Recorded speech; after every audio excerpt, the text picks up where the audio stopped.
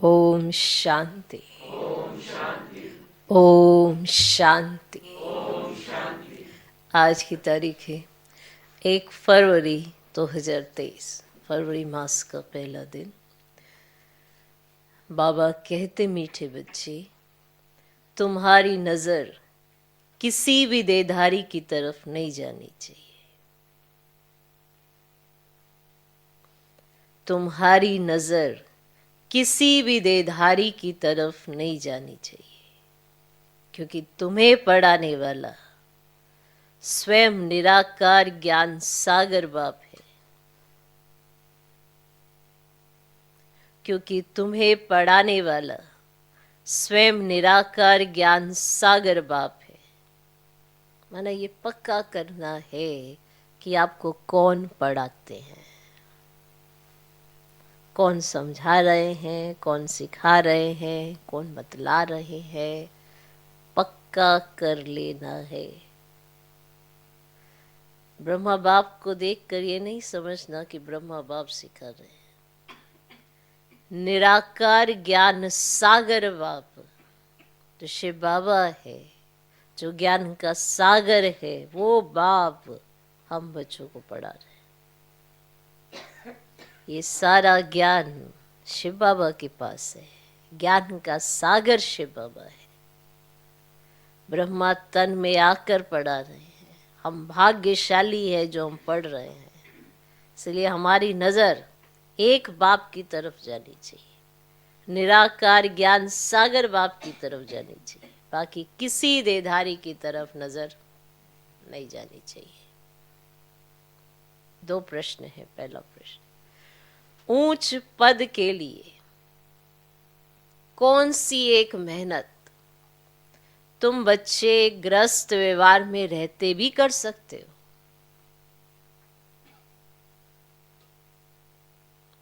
ऊंच पद के लिए कौन सी एक मेहनत तुम बच्चे ग्रस्त व्यवहार में रहते भी कर सकते हो? माना पद ऊंचा पाना है तो आप ये मेहनत, चाहे आप ग्रस्त में हैं तब भी कर सकते हो।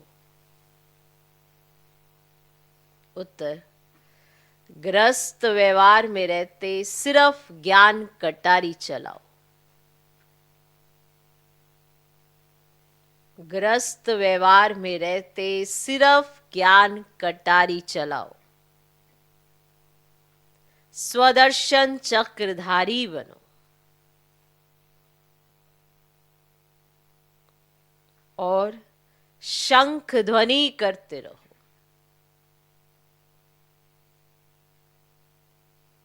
ग्रस्त व्यवहार में रहते सिर्फ ज्ञान कटारी चलाओ, स्वदर्शन चक्रधारी बनो और शंख ध्वनि करते रहो। चलते फिरते बेहद के बाप को याद करो और उसी सुख में रहो,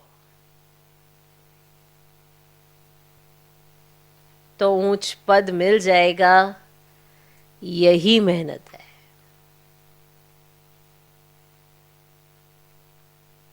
उसी सुख में रहो तो ऊंच पद मिल जाएगा। यही मेहनत है। ग्रस्त व्यवहार में रहते सिर्फ ज्ञान कटारी चलाओ। माना ज्ञान का आदान प्रदान करो, ज्ञान को जीवन में लाओ, ज्ञान सुनाओ, ज्ञान को जीवन से दिखाओ। माना ज्ञान कटारी चलाओ। स्वदर्शन चक्रधारी बनो, आत्मा का पाठ पक्का करो, शंख ध्वनि करो, जो धारण किया वो सुनाओ, तो उसको धारण कराओ। चलते फिरते उठते बैठते बेहद के बाप को याद करो। इसी सुख में रहो। चाहे आप ग्रस्त व्यवहार में, सुख इसी में रहो तो उच्च पद मिल जाएगा। यही मेहनत है। दूसरा प्रश्न, योग से तुम्हें कौन सा डबल फायदा होता है? योग से तुम्हें कौन सा डबल फायदा होता है?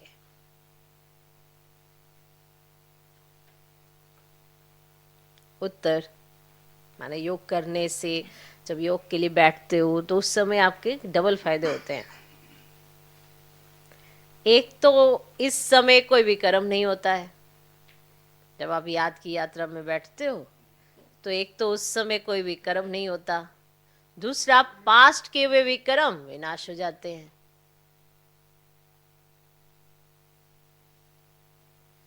एक तो इस समय कोई भी कर्म नहीं होता है, दूसरा पास्ट के किए हुए भी कर्म विनाश हो जाते हैं। तो फायदा है ना योग में बैठने का, डबल फायदा है।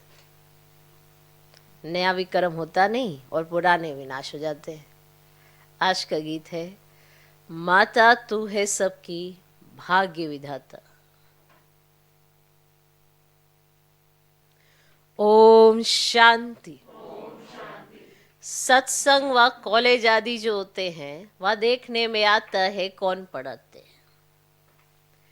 नजर पड़ती है जिस्म पर, कॉलेज में कहेंगे फलाना प्रोफेसर पढ़ाते हैं, सत्संग में कहेंगे फलाना विद्वान सुनाते हैं। मनुष्य पर ही नजर जाती है, यहां तुम्हारी नजर किसी देहधारी पर नहीं जाती है।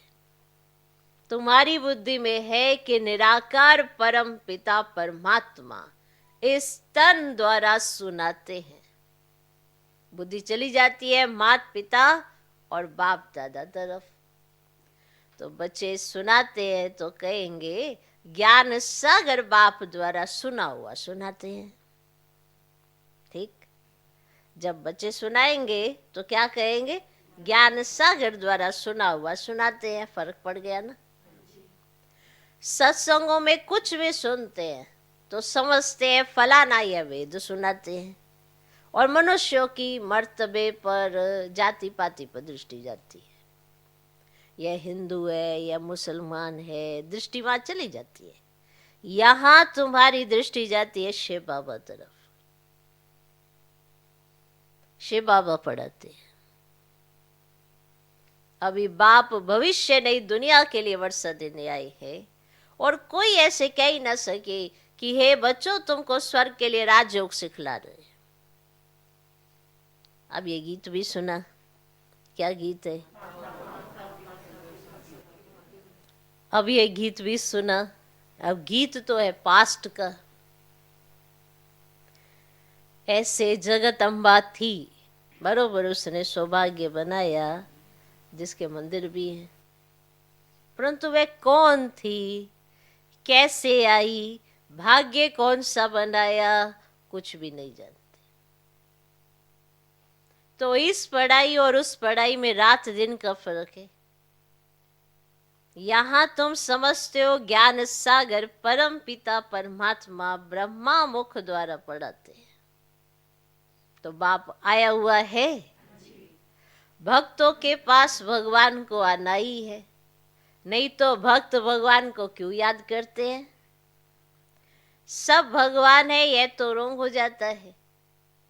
वे सर्वव्यापी के ज्ञान वाले अपनी बात को सिद्ध करने लिए भी अपना 20 नाखूनों का जोड़ देते हैं। माना इतनी मेहनत करते हैं अपनी बात सिद्ध करने में, वो सर्वव्यापी के ज्ञान वाले भी 20 नाखूनों का जोड़ लगा देते हैं। तुम्हारा समझाना अलग हो जाता है। तो बेअद के बाप से बच्चों को ही वर्षा मिलता है। सन्यासियों का है ही वैराग्य मार्ग, निवृत्ति मार्ग। उनसे कभी भी प्रॉपर्टी का हक मिल ना सके, वे प्रॉपर्टी चाहते ही नहीं। तुम तो सदा सुख की प्रॉपर्टी चाहते हो। नर्क के धन दौलत में दुख है। भल धनवान है परंतु चलन ऐसी गंदी चलते हैं, पैसा उड़ाते रहते हैं, फिर बच्चे भूखों मरते हैं। तो अपने को भी दुखी और बच्चों को भी दुखी करते हैं। तो ये है बेअद का बाप, वे बैठ बच्चों को समझाते हैं। और वे तो बिन बिन अनेक बाप है जिनसे अल्पकाल के लिए वर्षा मिलता है।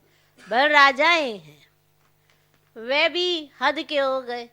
तो हद का अल्पकाल का सुख है, तो ये बेअद का बाप अविनाशी सुख देने आते हैं, समझाते हैं। भारतवासी जो डबल सिरताज थे, स्वर्ग के मालिक थे, अब नरक के मालिक बन पड़े।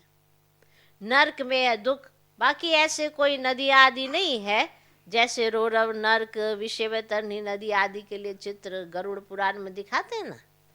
अब यह तो सजाए खानी होती हैं, तो वह रोचक बातें लिख दी हैं। आगे तो जिस अंग से बुरा काम करते थे वह अंग उसका काटा जाता था, बहुत कड़ी सजा मिलती थी। अब इतनी कड़ी सजा नहीं मिलती है, फांसी की सजा कोई कड़ी नहीं है, वह तो बहुत इजी है। मनुष्य आपघात भी बहुत खुशी से करते हैं, शिव पर देवताओं पर झट बलि चढ़ जाते हैं। और तुम जानते हो आत्मा दुखी होती है तो चाहती है ना एक शरीर छोड़ और जाकर दूसरा ले लेवे, तो वह आपघात करने वाले ऐसे ही नहीं समझते, तो वह तो यहाँ ही एक शरीर छोड़ फिर भी यहाँ ही तो गंदा जन्म ले लेते हैं। अब ज्ञान तो है नहीं, सिर्फ शरीर को खत्म कर देते दुख के कारण, तो फिर भी दुख ही जन्म ही पाते हैं। तुम तो जानते हो ना, हम तो नई दुनिया के मालिक बन रहे हैं, तो जीव घात करने वालों में भी वैरायटी होती है ना। जैसे कोई कोई स्त्री पति के पिछाड़ी अपना शरीर होमती है, माना सती हो जाती है, तो वह बात अलग है। तो समझते हम पति लोक में जाएंगी क्योंकि सुना हुआ है, वो तो नहीं किया है। तो शास्त्रों में भी है कि पति लोक में जाती है, परंतु वह पति तो कामी ठहरा, फिर भी इसी मृत्यु लोक में ही आना पड़े। अब यहाँ तो ज्ञान चित्त पर बैठने से स्वर्ग में चले जाते हैं। तो अभी तुम बच्चे जानते हो कि यह जगत अम्बा, जगत पिता जो स्थापनार्थ निमित्त बने हुए हैं, यही फिर स्वर्ग में पालनकर्ता बनेंगे। मनुष्य तो जानते नहीं विष्णु कुल किसको कहा जाता है ना। विष्णु तो है सूक्ष्म वतनवासी, उनका फिर कुल कैसे हो सकता। तो अभी तुम जानते हो विष्णु के दो रूप लक्ष्मी नारायण बन पालना करते हैं, तो राज्य करते हैं। अब यह है ज्ञान चिता, तुम योग लगाते हो उस एक पतियों के पति के साथ, और वह है शिव बाबा, वही पतियों का पति पिताओं का पिता है ना। तो सब कुछ वह एक ही है, उसमें सर्व संबंध आ जाते हैं। तो बाप कहते हैं इस समय के जो भी चाचे काके आदि तुम्हारे हैं, इस समय के जो भी तुम्हारे चाचे हैं काके हैं, वह सब तुमको दुख की राय बताएंगे, उल्टे रास्ते की आसुरी मत ही देंगे। तो बेहद का बाप आकर बच्चों को सुलटी मत देते हैं। समझो लौकिक बाप कहते हैं कि कॉलेज में पढ़कर बैरिस्टर आदि बनो, तो वह कोई उल्टी मत थोड़े ही है। अब लौकिक बाप अगर पढ़ाई के लिए कहते हैं तो वह कोई उल्टी मत थोड़े ही है। शरीर निर्वाह अर्थ तो वह राइट है, तो वह पुरुषार्थ तो करना ही है। तो उनके साथ साथ फिर भविष्य के जन्मों के लिए शरीर निर्वाह भी पुरुषार्थ करना है, तो उस पढ़ाई को भी करो और शरीर निर्वाह कर्म भी करो, फिर साथ साथ ये पढ़ाई पढ़ो और 21 जन्मों के लिए शरीर निर्वाह करो। समझा? तो पढ़ाई होती ही है ना शरीर निर्वाह के लिए, तो शास्त्रों की पढ़ाई भी है निवृत्ति मार्ग वालों के शरीर निर्वाह अर्थ, वो भी तो उनको भी तो कमाई करनी है ना, तो वो उनके शरीर निर्वाह अर्थ, तो वे अपने शरीर निर्वाह अर्थ ही पढ़ते हैं। और सन्यासी भी शरीर निर्वाह अर्थ कोई 50, कोई 100, कोई 1000 भी कमाते हैं। एक ही कश्मीर का राजा मरा तो कितने पैसे मिल गए आर्य समाजियों आदि को। तो यह सब करते ही है ना पेट के लिए, तो संपत्ति बिगड़ तो सुख होता ही नहीं, और धन है तो मोटर आदि में घूमते हैं। आगे सन्यासी पैसों के लिए सन्यास नहीं करते थे, वे तो चले जाते थे जंगल में। इस दुनिया से तंग हो अपने को छुड़ाते हैं, परंतु छूट नहीं सकते, बाकी पवित्र रहते हैं। पवित्रता के बल से भारत को थमाते हैं। अब यह भी भारत को सुख देते हैं, तो यह पवित्र नहीं बनते तो भारत टू मच वैशाल्य बन जाता है।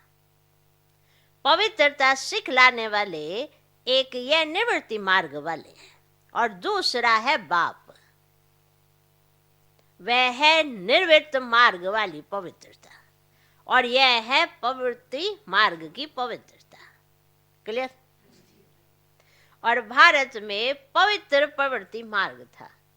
हम देवी देवताएं पवित्र थे, अब अपवित्र बन गए हैं।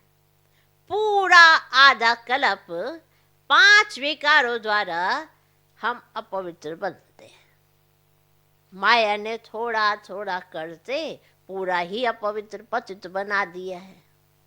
और दुनिया में एक कोई भी मनुष्य नहीं जानते कि हम पावन से पतित कैसे बनते हैं। समझते भी है कि यह पतित दुनिया है। समझो समझो, किसी मकान की आयु 100 वर्ष है तो कहेंगे 50 वर्ष नया और 50 वर्ष पुराना। आहिस्ते आहिस्ते पुराना होता जाता है। तो इस सृष्टि का भी ऐसे है।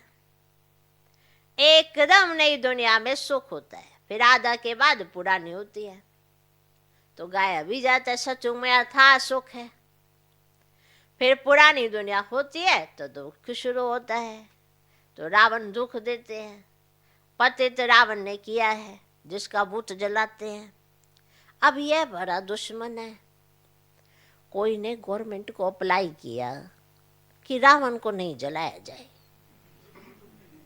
कोई ने ऐसे पत्र लिखा गवर्नमेंट को कि रावण को नहीं जलाया जाए। बहुतों को दुख होता है से रावण को जलाते हैं, तो है ना, रावण को विद्वान बताते हैं। और मिनिस्टर आदि कोई भी समझते नहीं है, वैसे समझते हैं। अभी तुम जानते हो कि रावण का राज्य द्वापर से शुरू होता है और भारत में रावण को जलाते हैं, तो द्वापर समझाते हैं। द्वापर से यह भक्ति अज्ञान मार्ग शुरू होता है, और ज्ञान से दिन और भक्ति से रात। अब देखो, जगदम्बा का गीत गाते हैं, परंतु समझते नहीं कि सौभाग्य विधाता कैसे है, कितना बड़ा मेला लगता है। परंतु जगदम्बा है कौन, कोई भी जानते नहीं। और बंगाल में काली को भी बहुत मानते हैं, परंतु जानते नहीं है कि काली और जगदम्बा में क्या फर्क है। अब जगदम्बा को गोरा दिखाते हैं और काली को काला बना दिया है। तो जगदम्बा ही लक्ष्मी बनती है तो गोरी है, फिर 84 जन्म लेते लेते काली हो जाती है। तो मनुष्य कितना मूंझे हुए हैं। वास्तव में काली अथवा अम्बा है तो एक ही। कुछ भी नहीं जानते, इसको कहा जाता है अंधश्रद्धा। अभी तुम बच्चे जानते हो, जो पास्ट में जगदम्बा थी उसने भारत का भाग्य बनाया था। तुम भी भारत का सौभाग्य बना रहे हो, और माताओं का ही मुख्य नाम है। और सन्यासियों का भी माताओं को उद्धार करना है। अब यह भी नूंद है, परम पिता परमात्मा ने डायरेक्शन दिया है, इन्हों को ज्ञानवान मारो। तुम बचिया भी सन्यासियों जैसे मिलती हो तो समझाती हो ना कि हमको ज्ञान सागर परम पिता परमात्मा पढ़ाते हैं। तुम हद के सन्यासी हो, हम बेहद के हैं। हमें बेहद के, हमको बाप राजयोग सिखलाते ही तब है जबकि तुम्हारा हठ योग पूरा होना है ना। हठ योग और राजयोग दोनों इकट्ठे रह नहीं सकते। तो टाइम कोई अब जास्ती नहीं है, वो तो थोड़ा टाइम है। तो बाप कहते बच्चे गृहस्थ व्यवहार में रहते कमल फूल समान बनो, और ब्राह्मणों को ही कमल फूल समान रहना है। तो कुमारियां तो हैं ही पवित्र कमल फूल समान, बाकी जो विकार में जाते हैं उनको कहते हैं पवित्र बनो। गृहस्थ व्यवहार में रहते कमल फूल समान बनो, तो हर एक स्वदर्शन चक्रधारी बनो। चक्र मालूम है ना, शंख बजाओ, ज्ञान कटारी चलाओ तो बेड़ा पार हो जाएगा। मेहनत है। अब मेहनत बिगर इतना ऊंचा पद भी तो पा नहीं सकते। अब चलते चलते उसी सुख में रहो, चलते फिरते उसी सुख में रहो, स्वदर्शन चक्र घुमाओ, है ना, शंख ध्वनि करो, ज्ञान कटारी चलाओ, समझा, और चलते फिरते उसी सुख में रहो। तो बाप को याद करो, जो बहुत सुख देते हैं उनकी याद रहती है ना। हाँ, जो बहुत सुख देते हैं उनकी याद तो रहती है ना। तो अब तुम्हें याद करना है वेद के बाप को, उनका ही परिचय देना है, समझाना है। बोलो तुम राज विद्या इस जन्म में पढ़कर बैरिस्टर आदि बनेंगे, समझो। अच्छा समझो, पढ़ते पढ़ते अथवा इम्तिहान पास करते तुम्हारी आयु पूरी हो जाए,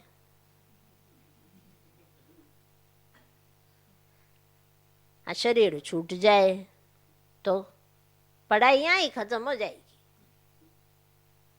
कोई इम्तिहान पास कर लंदन गया, इम्तिहान पास किया, उसने लंदन चला गया, वहां मर पड़ा, तो पढ़ाई खत्म हो जाएगी। अब है ही विनाशी पढ़ाई, और यह है अविनाशी पढ़ाई, इसका कभी विनाश नहीं होता है। सोचो कितनी वंडरफुल बात है।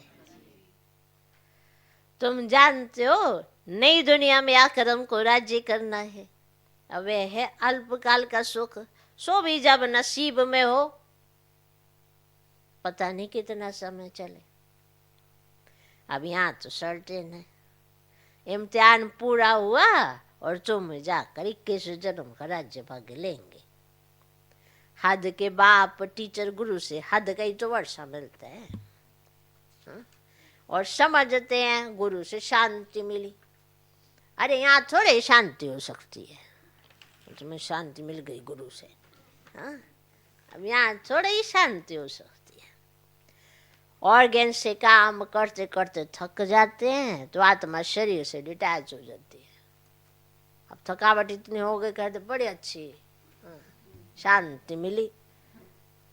ऑर्गन से काम करते करते थक गए और आत्मा शरीर से डिटैच हो गई, तो बाप कहते शांति तो तुम्हारा स्वधर्म है। अब यह ऑर्गन से काम नहीं करना चाहते हो तो चुप हो बैठ जाओ। हम अशरीरी है, बाप से योग लगाते हैं तो भी कर्म विनाश हो जाए। बल कोई सन्यासी से तुमको शांति मिले, परंतु उससे भी कर्म विनाश नहीं हो सकता।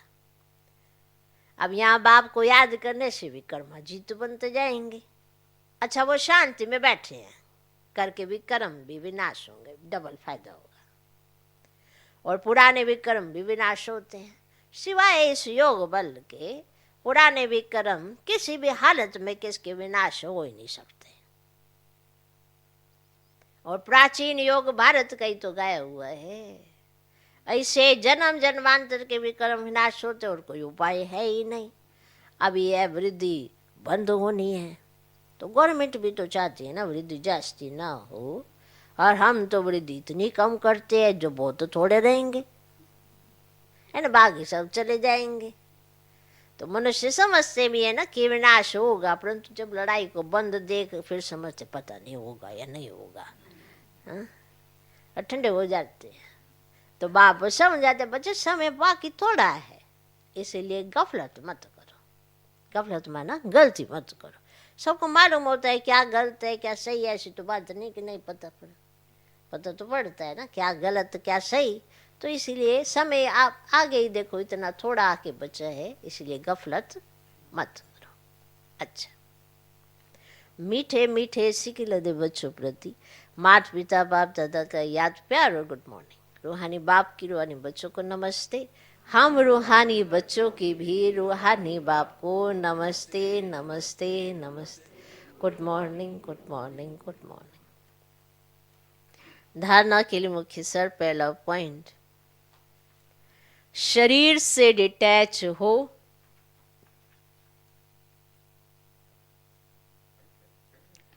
अशरीरी बन, सच्ची शांति का अनुभव करना है। शरीर से डिटैच हो, अशरीरी बन, सच्ची शांति का अनुभव करना है। बाप की याद से स्वयं को विकर्मा जीत बनाना है। बाप की याद से स्वयं को विकर्माजीत बनाना है। शरीर से डिटैच हो अशरीरी बन सच्ची शांति का अनुभव करना है। बाप की याद से स्वयं को विकर्माजीत बनाना है। दूसरा पॉइंट, अविनाशी प्रालब्ध बनाने के लिए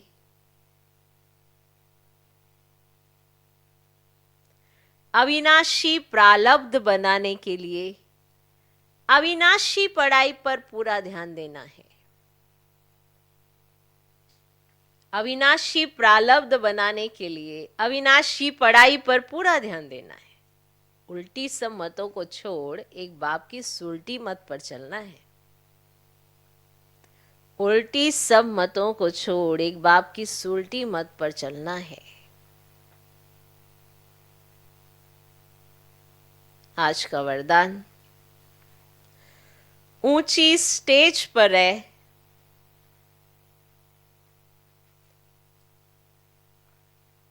प्रकृति की हलचल के प्रभाव से परे रहने वाले प्रकृति जीत भव। ऊंची स्टेज पर रह, प्रकृति की हलचल के प्रभाव से परे रहने वाले प्रकृति जीत भव। माया जीत तो बन रहे हो, लेकिन अब प्रकृति जीत भी बनो, क्योंकि अभी प्रकृति की हलचल बहुत होनी है।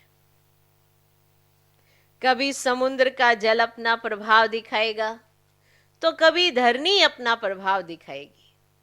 अगर प्रकृति जीत होंगे तो प्रकृति की कोई भी हलचल हिला नहीं सकेगी। सदा साक्षी होकर सब खेल देखेंगे।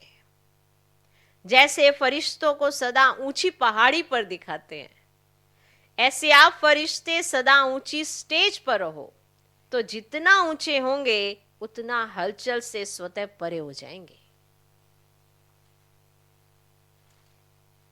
आज का स्लोगन, अपने श्रेष्ठ वाइब्रेशन से सर्वात्माओं को सहयोग देने की अनुभूति कराना भी तपस्या है। अपने श्रेष्ठ वाइब्रेशन से सर्वात्माओं को सहयोग की अनुभूति कराना भी तपस्या है। आपके वाइब्रेशन बहुत कार्य करते हैं जो आपके मुख के बोल नहीं करते हैं।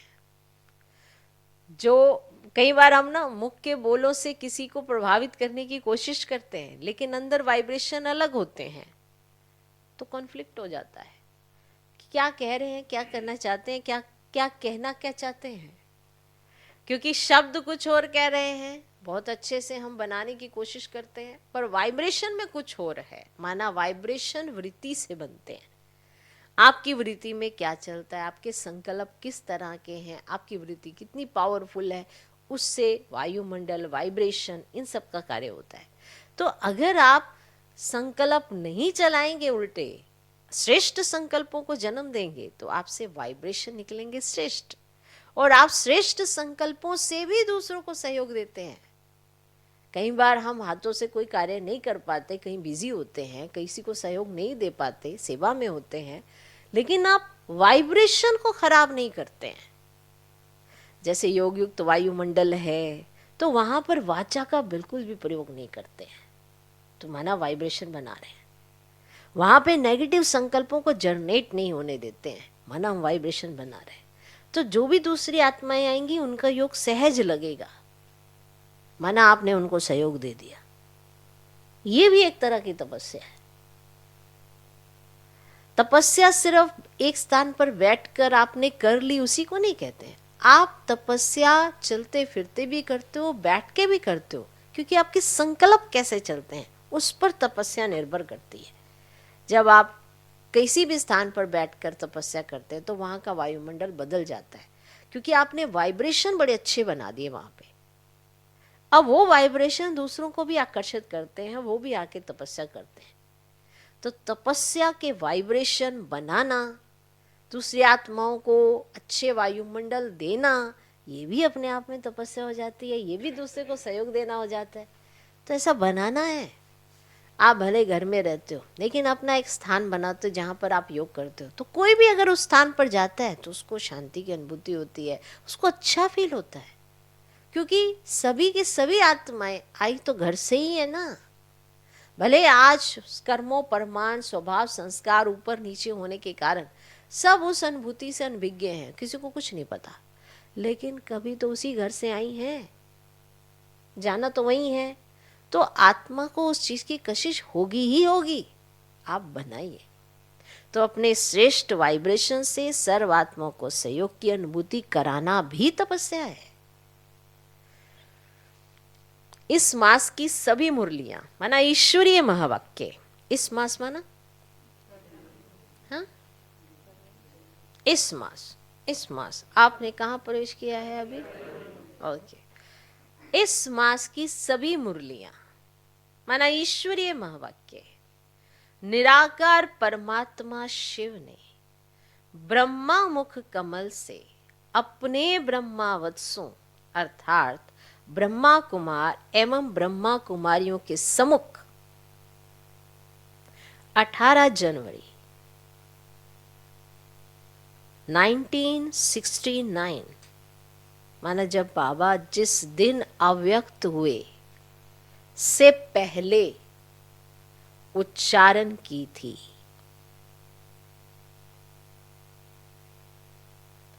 ये केवल ब्रह्मा कुमारीज की अधिकृत टीचर बहनों द्वारा नियमित बीके विद्यार्थियों को सुनाने के लिए है।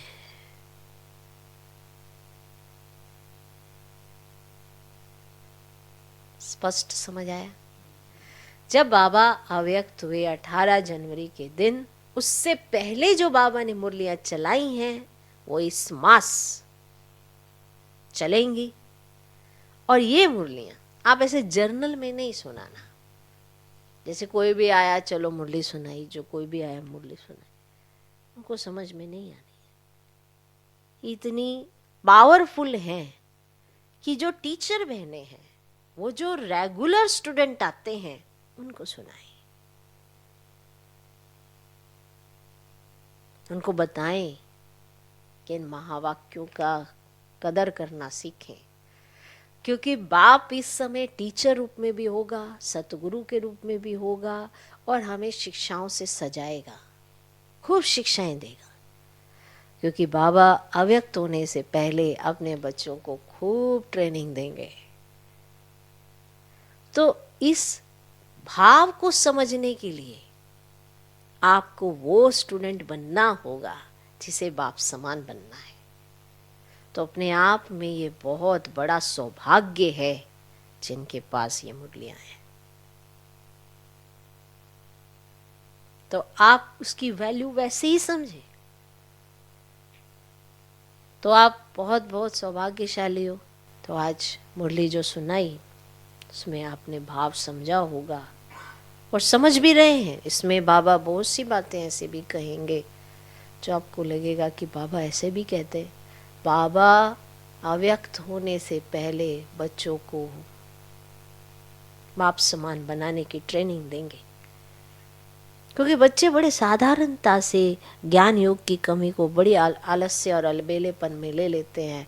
कोई बात नहीं, कोई बात नहीं, चलता है, होता है। नहीं, जब बाप, टीचर, सतगुरु तीनों रूप से कंबाइंड स्वरूप में बाबा अपने बच्चों को शिक्षा देंगे तो बच्चों को भी तीनों रूप से बच्चा बन, स्टूडेंट बन और फॉलोअर्स बन, तीनों स्वरूपों से बाबा के महावाक्य सुनने चाहिए और ध्यान से सुनने चाहिए। तो ये मुरलियां वो होंगी जो 18 जनवरी से पहले उच्चारण किए। तो अब इसकी इम्पोर्टेंस को आप समझते हुए कि उस समय की स्थिति क्या थी, शिव बाबा ने ब्रह्मा तन से जो ट्रेनिंग दी वो क्या थी। अगर आप अपने आप को इतना पावरफुल महसूस करें कि अरे मना तपस्या मास के बाद जो भगवान ने हमारे लिए गिफ्ट दिया है ये बहुत बड़ा, अपने आप में बहुत बड़ी बात है, महसूस करना शुरू करें। तो आपको पता पड़ेगा। इसलिए एक भी दिन की मुरली मिस ना हो, इतनी संभाल करें। कोई मुरली मिस ना हो, उसका भाव मिस ना हो। अलर्टनेस की बहुत जरूरत है इस समय। माना भगवान जब साकार तन में मुरलियाँ सुना रहे हैं, और उससे पहले, उनके अव्यक्त होने से पहले उनकी स्थिति कितनी पावरफुल होंगी कि वो अपने को समेट रहे होंगे। कर्मातीत अवस्था कंप्लीट होने को आ गई, तो उस समय बाबा ने क्या महसूस किया होगा, और किस तरह से बच्चों को बाप, टीचर, सतगुरु के रूप में बच्चों को भरपूर करना चाहेंगे।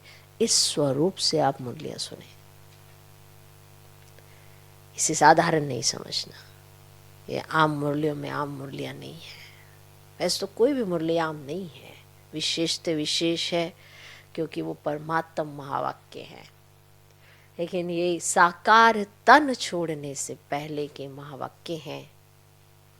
तो आप इसकी अहमियत को समझते हुए, इसकी वैल्यू को अपने दिल में बिठाते हुए, एक एक दिन की मुरली को अच्छे से स्टडी करना। ये महावाक्य बाबा के कर्मातीत अवस्था के हैं, तो आपको समझ में आ जाएगा। तो आपको पता पड़ जाएगा कि बाबा इस समय सिर्फ और सिर्फ खुद का तो सब समेट ही रहे हैं, और बच्चों को ट्रेन कर रहे हैं कि मेरे बच्चों, इसके बाद तुमने संभालना है, क्योंकि मैंने अव्यक्त हो जाना है, मैंने आना है और जाना है। लेकिन तुम्हें यहाँ पाठ बजाना है, तो तुम्हें कैसे हो जाना है।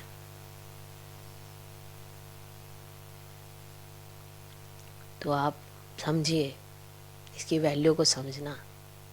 तो इन महावाक्यों को विशेष से विशेष समझते हुए, तो आप अच्छे से स्टडी भी करना, अपने लिए समय भी निकालना। सिर्फ एक बार मुरली सुन ली ये काफ़ी नहीं है, उसको पढ़ना भी, और पढ़ना ऐसे कि अंदर जाए। पढ़ना ऐसे नहीं कि जैसे शास्त्र पढ़ते हैं, अंदर जाए और उस पर विचार भी आए, और उस पर अपना चित्र भी दिखाई दे कि मुझे अभी अभी अपने आप में क्या परिवर्तन करना बाकी है। क्योंकि मुझे बाबा जैसा बनना है, तो अभी तो बहुत कुछ परिवर्तन करना बाकी होगा। तो क्या क्या परिवर्तन करना है, ये दर्पण है, आप देख लेना। तो अब से लेकर इस मास में जितने भी दर्पण आपको मिलेंगे, उन सब दर्पणों में अपना चेहरा देखना और निकालना कि मुझे क्या क्या करना है। ओके। ओम शांति।